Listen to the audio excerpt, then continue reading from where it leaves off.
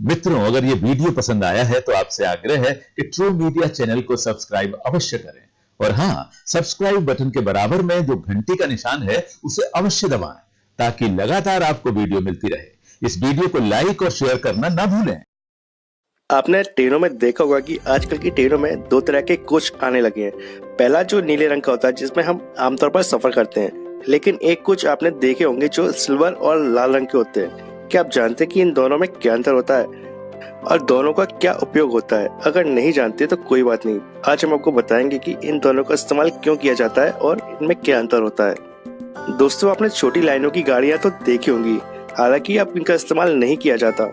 इनका रंग भी आपको याद होगा, गहरे लाल रंग की। जिनमें जब आप सफर करते थे तो ये काफी ज्यादा हिलती थी। इसके चलने पर गाड़ी से बहुत ज्यादा आवाज भी आती थी। इन्हीं बातों को ध्यान में रखते हुए ट्रेन के कोचों को डिजाइन किया जाता है जो अलग अलग तरह के होते हैं। सबसे पहले बात करते हैं नीले रंग के कोच के बारे में, जिनमें हम सबसे ज्यादा सफर करते हैं। नीले रंग के रेलवे कोच में हम सबसे ज्यादा सफर करते हैं। इन कोचों को इंटीग्रल कोच कहा जाता है, जिसे इंटीग्रल कोच फैक्ट्री में तैयार किया जाता है।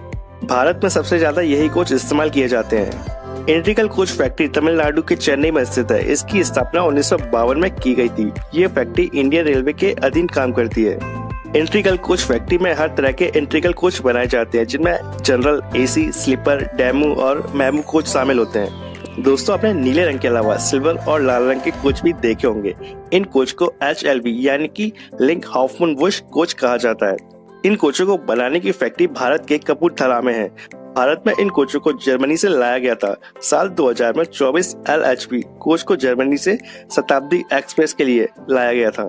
आपको बता दें कि LHB कोच का इस्तेमाल हाई स्पीड ट्रेनों में ही किया जाता है। दोस्तों, हमारे देश की सबसे फास्ट ट्रेन जैसे कि गतिमान एक्सप्रेस, शताब्दी एक्सप्रेस और राजधानी एक्सप्रेस में इन्हीं कोचों का इस्तेमाल किया जाता है।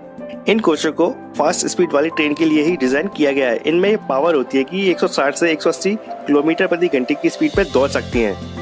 LHB कोच फैक्ट्री में हर तरह के LHB कोच बनाए जाते हैं, जिनमें AC, non AC, sleeper coach शामिल हैं।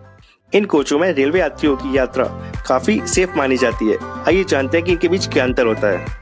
LHB कोच की एवरेज स्पीड 160 से 200 किलोमीटर प्रति घंटा होती है, जबकि ICF कोच की एवरेज स्पीड 70 से 140 किलोमीटर प्रति घंटा होती है। इस स्पीड में ये दोनों कोच सुरक्षित तरीके से दौड़ती हैं।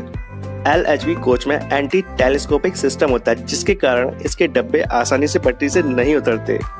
वहीं दूसरी ओर इसके डब्बे स्टेनलेस स्टील और एल्यूमिनियम से बने होते हैं, जबकि ICF कोच माइल्ड स्टील से बने होते हैं, जो इसके झटके सहने की क्षमता को कम कर देते हैं और दुर्घटना के कारण बनते हैं।